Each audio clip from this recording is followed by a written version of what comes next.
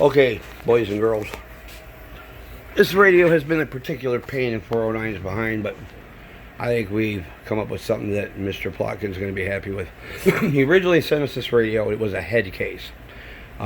Receive issues, facial damage, bad controls, bad work. So we went through it and we sent it to him. And he got our original Super Duty conversion, which was the RM203 Italy boards that we were buying. And now we don't do that no more. Everything's changed. The entire conversion has changed. We used to mount the board in the bottom of the radio, where when you took the bottom panel off, you kind of had to sit there and live on a leash because the amp was mounted to the bottom of the radio.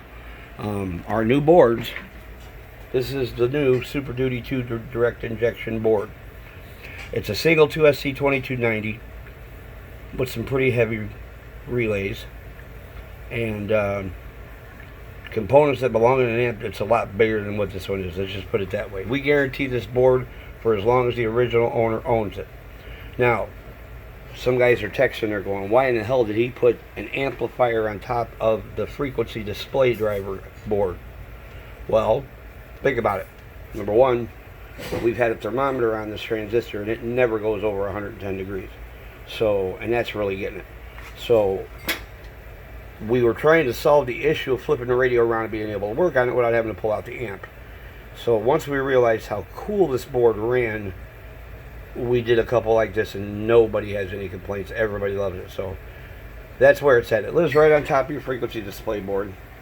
Okay. All our new Super Duty 2s come with this badge. You get the 409 Super Duty 2 badge, but this is what you get now. Here, any of you guys that bought an original Super Duty, let's do a recap. The RM Italy board does 100 watts of PEP, peak swing, roughly. But it only does about 18 watts of RMS power, real power. Okay, the power that all the guys were building pill amps. Oh, yeah, I want to hear about peak. What's it doing RMS? Okay. The RM Italy board does 18 to 22 watts of RMS. Our board blasts 100 of PEP and damn near 40 of RMS.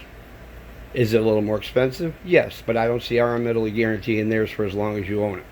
So we have faith in the board. Now this is what we did for Doc. Since we sent it to him and it still had an issue, so we had him send it back. And when he brought it back, when it got back here, we had transitioned to these new boards that we're actually building here at the store. And we just decided to give him an upgrade on this one. But in addition, we gave him a few extra goodies. Now, the channels were in here when he got the radio. We are not going to mess with them. I did clean up the work a little bit. But they're all here and they all work. And it's the only extra hole that's been drilled in this radio. So, that being kept in mind, there is an extra control on this radio that, if you don't have a 2000, you're not even noticing it. But where the tone goes, you notice it just says tone, it doesn't say anything else. With the Super Duty 2 boards, we have been able to manipulate the circuit where I can turn the dead key all the way down with the board on to like a watt, and it's still going to swing full power. So here, let's play around a little bit. Here's our coaxial dynamics meter. 100 watt slug, 100 watt scale, and right now it is on peak. Okay. Like every other Super Duty, the standby for the board, because not everybody wants to run that board all the time, or you got a bigger amp that don't need 40 watts of RMS going into it. You reach over here and you shut this off. Now he can run whatever he wants. Any low drive amplifier. Or here, when it's on CB. CB means CB. CB power. PA means public address. We're getting it. We're just renaming the labels. We also put for him a 10 turn counter on here, which I can't get enough of you guys to do, because this is why. We've been making this video. Any other 2000, except mine, of course. There's my Super Duty 2. You'll notice the whole time we've been making this video, that thing has not moved off of 5.0. I had this radio plugged in for 9 hours yesterday, and it never came off of 5.0. The only way to stabilize this radio is to change the 1132 crystal and put a 10 turn counter into it. Now, why 10 turn counter? Well, let me explain to you how it works. On a normal control, from nothing to full blast. Okay, you've got one sweep, right? Here's all the way down, and we're turning it up, we're doing whatever. We've got that much room to achieve our thresholds. So now, if you take that and make it where it's like this now, and he has to turn this thing 10 times to get one sweep out of this.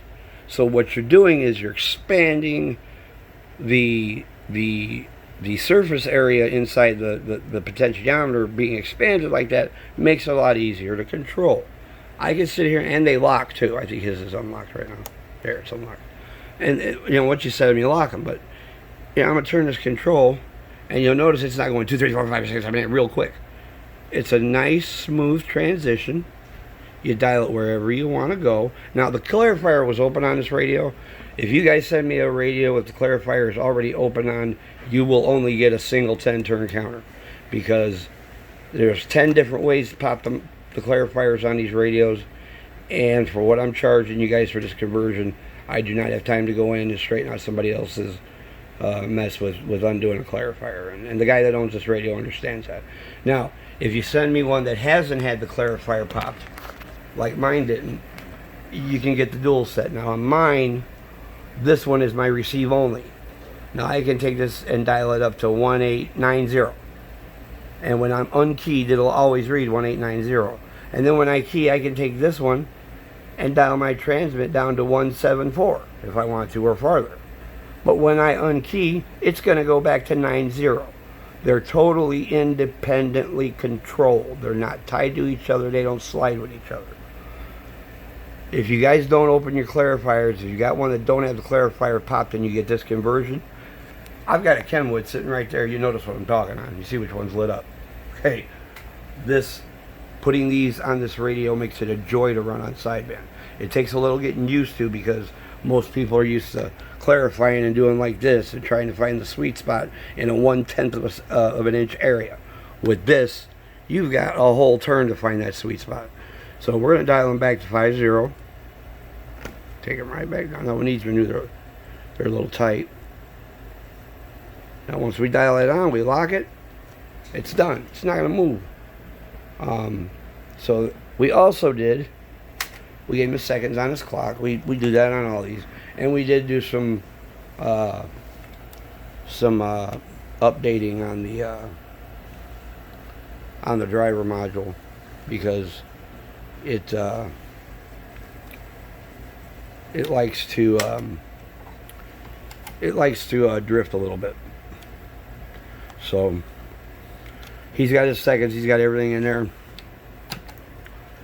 Looks like he's having a little bit of a goofy glitch there. We'll have to see why it's not setting the time. I think I got a plug pulled.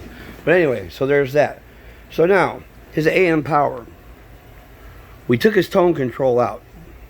When we removed the 10-turn control, or when we removed the dual control for the 10-turn, it is a dual pot 1K, 20K split.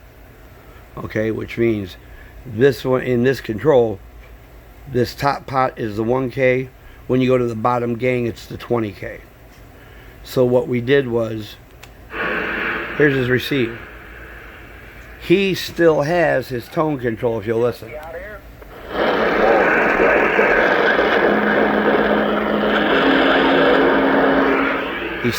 He still has his tone control, okay? But then, underneath that now, what used to be his coarse clarifier when it was in the other spot, well, now over here it says AM carrier control. So, the cool thing about it is, the Cobra 2000 clarifiers, they have that niche where it locks, and on this one, where that niche is, just happens to be the perfect spot to key from this thing. But let's see what it does. Let's show you what it can do. Okay, we're gonna go with the CD. Okay, so now we're on regular radio power. Okay. And where it's set now,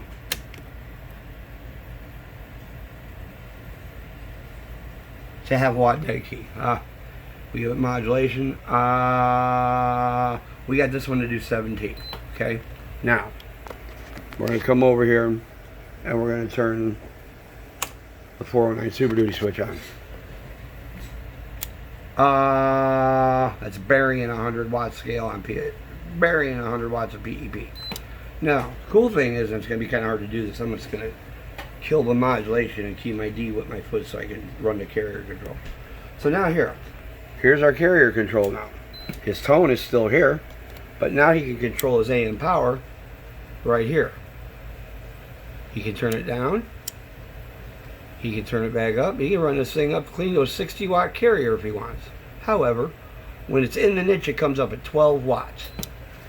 That's just about perfect if you're going to run this on its own. 12 to about 103, 105. Right out of the back of the 2000. That's the difference. Now, let's go to the RMS scale. I was telling you guys the difference between us and RM Italy on the RMS scale. RM Italy does 18 watts, okay?